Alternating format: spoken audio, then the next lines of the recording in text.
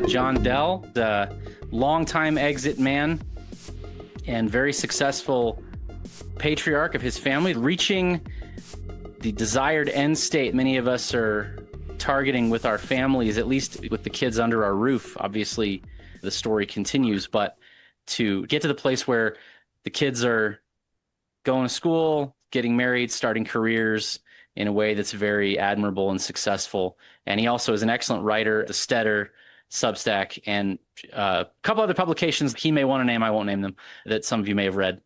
And I wanted to have him on the weekly group call to discuss what he's learned about building what he's calling a middle house, which I think is an excellent framing. We talk a lot about great houses here in the group, and the middle house, the Yeoman house, a necessary step on the way in that direction.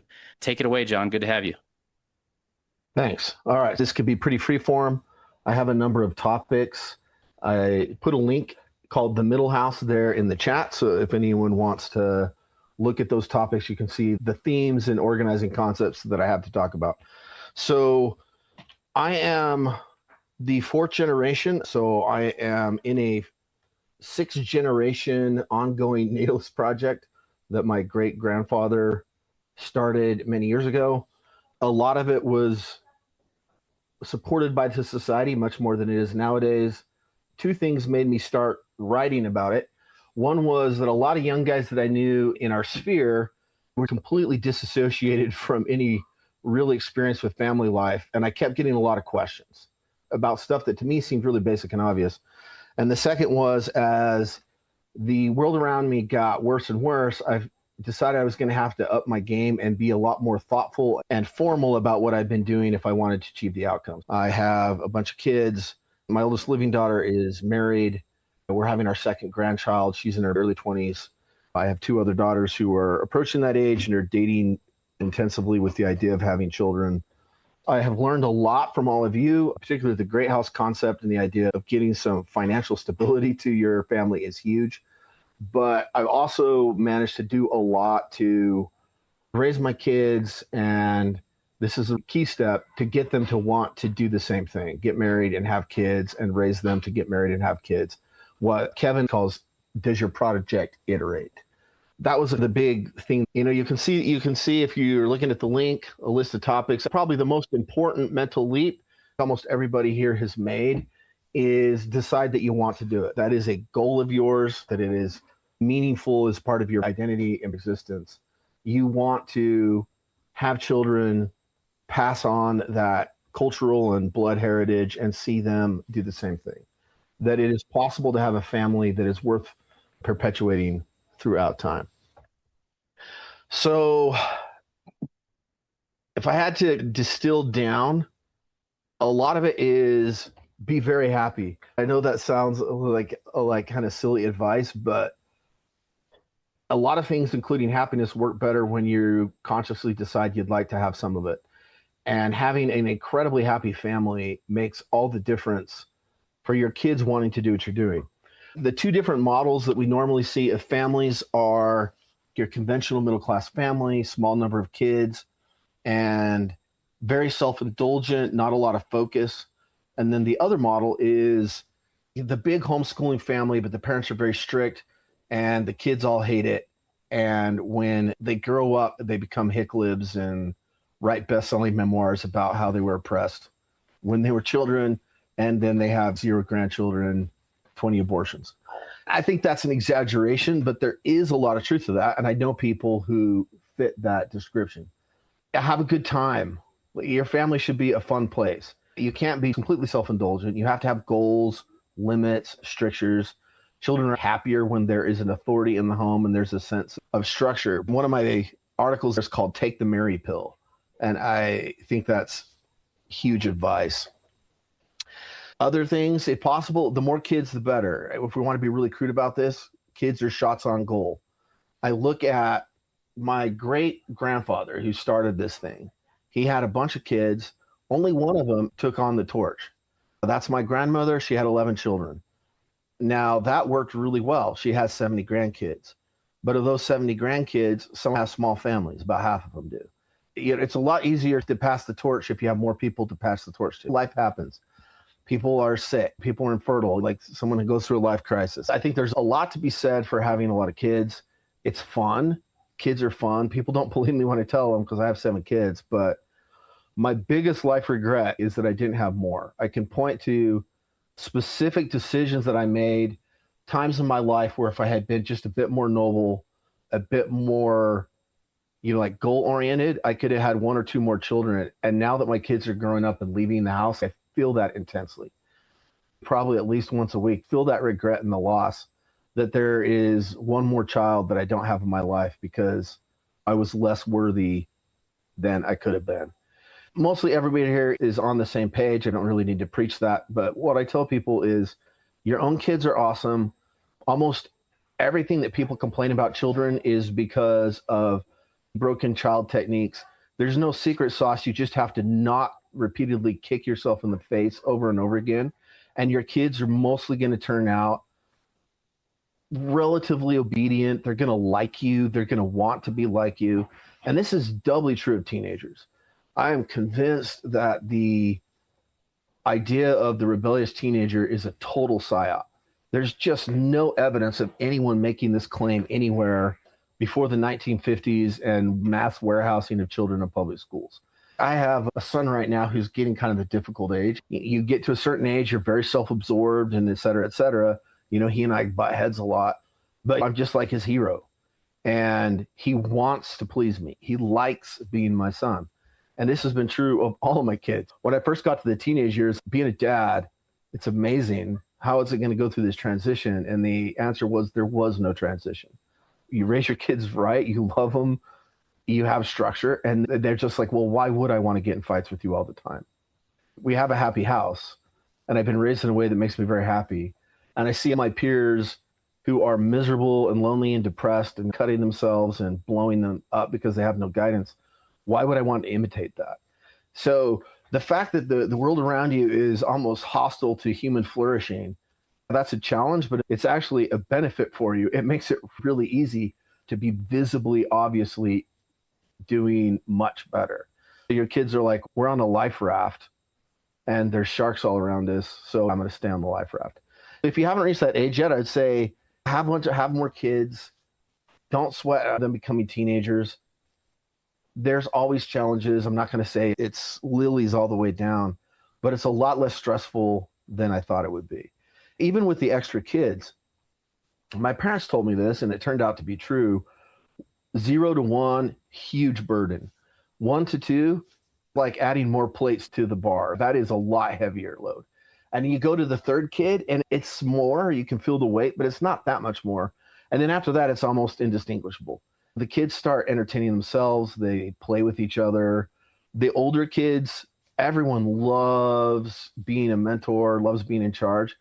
The older kids who you think of as by the skin of your teeth getting to follow family rules, all of a sudden becomes rules Nazis for the younger kids. You'll see your 3-year-old lecturing your 1-year-old on how the household is supposed to run, and they are almost performatively obedient all of a sudden.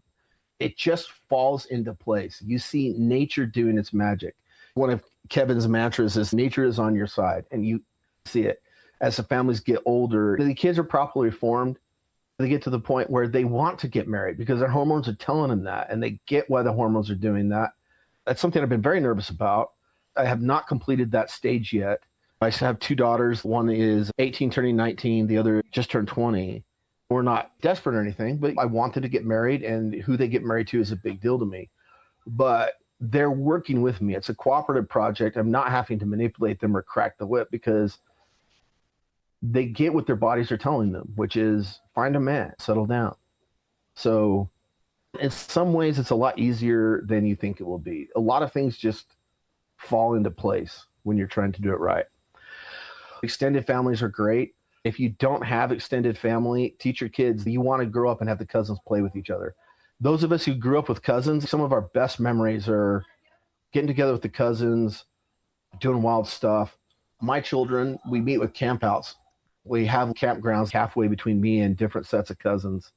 In each location, there's this wooden fort they've been working off and on for years, dragging logs, piling sticks, and they have memories for this. little dams that they built on a particular stream, and be very difficult in like fiction or video to portray why that is so cool and so moving. Like you'd have to really work on the lush score with the violins and stuff to make people get moved by this. But for the people who participate in it, it's killer identity formation. Like it's memories that never leave you. One theme that I have, but the Great House stuff that we got from Greg Treat has crystallized for me even more, is your family as like an economic zone or a zone of production. If you're saying, John, are you saying slave labor? Absolutely. Of course I'm saying that. But there's a lot of production that happens that we don't consciously think of as economic, but it's producing things.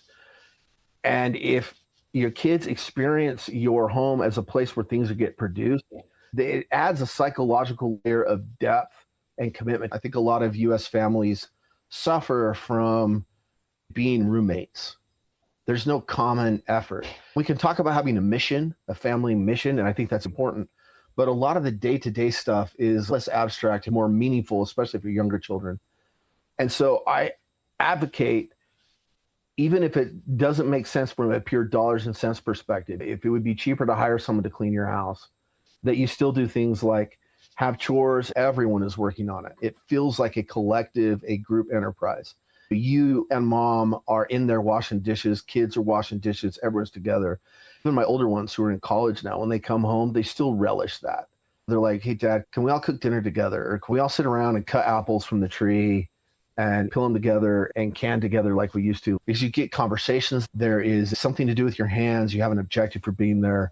It's extremely rewarding. And especially if you close the loop on the production. So you consume what you produced. Like in the apple example, you bake the pie and then you eat it together. Another example of production I think is super easy to do is cultural production. Stories, family jokes, playing dumb games together. It's so potent and it's so easy and it's fun to do that. Imagine, Kevin mentioned earlier that I do some writing elsewhere. It's not in writing, but I'm not trying to hide it either. So I do a lot of LDS writing at a site called the Junior Ganymede, which some of you may or may not heard about. And something I wrote there a long time ago, I was having some psychosecurity issues, to put it the way Kevin was talking about. And I was trying to think of, how can I protect my family from the horrors of the world? I'm one man. How can I create a dating culture for my daughters? How can I find jobs for my sons-in-law? It's just utterly overwhelming if you just let yourself think about the total task ahead of you. And I was praying about it. And I got this inspiration along the lines of, everything you're saying is real, but it's all going to be all right. And that night I had a dream. And in my dream, I was in this tiny little castle. It was me and my family, and we were surrounded by orcs, like millions of orcs. You think Lord of the Rings, you're seeing orcs to the horizon. They're going to attack in the morning. Like I'm looking out and I'm seeing the campfires. At the time, all I had was young children. And I'm thinking, I'm supposed to fight all these people myself.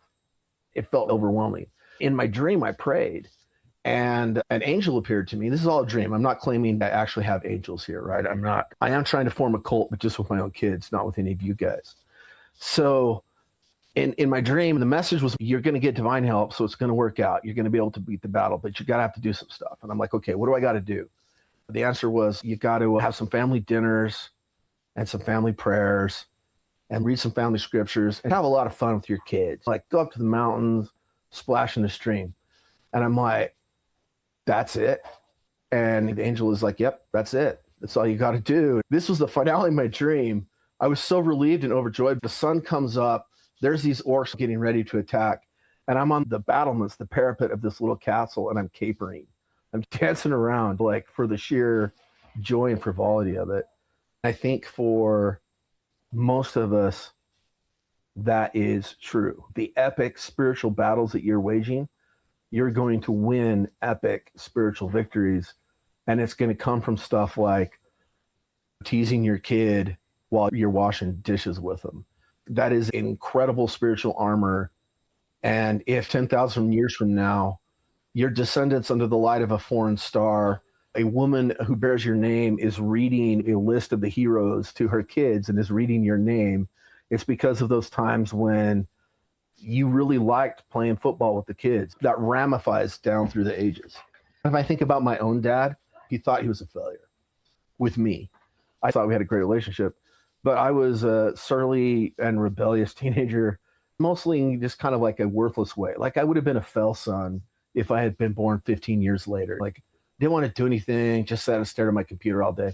So I get married and I call him up and I'm like, Dad, I'm trying to take care of my garden. What do I do about dandelions? And there was this long pause and he starts actually crying a little bit, which for my dad is very unusual. And he's like, I didn't know you cared about any of this stuff. And I was completely blown away. I was like, well, yeah, we always do gardening stuff and lawns. That's what we do in our family, Dad. And he's like, I know, but I didn't know that you thought that. But, that's what I got from my dad, who I really enjoyed, really liked him, still do. Well, everything Denethor saw was true. Yeah, absolutely. Like you could take the blackest of the black pills and it would all be 100% all natural organic. Very easy to do if you want to do that, which is why you got a psychosecurity. The thing is, Denethor didn't see everything. What he saw was true, but he didn't see everything. If you can make a family, you create a second chance for your younger siblings. Scott, I really enjoyed that comment. That is epic. You're doing with your siblings the same thing you're doing with your kids. You're making something that's just so appealing and attractive that people want to do it. And a lot of times they don't realize it's possible to be done. If even the most cynical Zooner sit down and watch an old episode of Little House on the Prairie, they might be like, yeah, that's really appealing. But that's impossible. No one can ever do that. And if you thought it was impossible, that would be really sad. Do you have a plan for finding your own kids' spouses? That's a fantastic question. I've done some writing before where I laid out all the different steps, and I was very straightforward. That's the weak point. Because choose your spouse. The two of you have a community of interest. You can have a great marriage, great sex, great union there. You can raise your kids, and I think you have a lot of flexibility how to do that. It's easy to raise your kids in a very good way, but you can't raise your kids' spouses. That is a tough question, and I don't think I have the answer to it. So we're LDS, and that helps some. There's both challenges and blessings that come along with it. The LDS church is like 80% functional, as opposed to a lot of communities out there are like 50% functional at best. So the advantage is that a lot of what you're trying to do with your own kids is pushing on open doors, and the other kids out there who are LDS are going to be at least kind of sympathetic to it. The disadvantage is you don't have that sharp contrast between functional and dysfunctional. And so it's harder to maintain the frame of 80% is not good enough. We're going for 100%. And I don't have a thought out strategy that in any way is guaranteed to work. All of my kids know that marriage and dating is very important. We talk to them about it a lot. We're always asking how the dates go. What was this guy like? What are you doing to do some more social activity? Not in a real high pressure way, but it's clearly obvious that we have an ongoing family project that they are still part of, that they are currently taking point on. Here's a little cheat that may not be available to everybody. We have so far sent our children to BYU and BYU Idaho, where even if a lot of people are only at the 80% level or less, which is not good enough, just by the way bell curves work, there's going to be a number of people who are going to be more in the 90 to 100%. With our oldest daughter, it worked great. She had not a lot of dating success her first year, second year. She met a guy. They were practically engaged within weeks. He wants a big family also.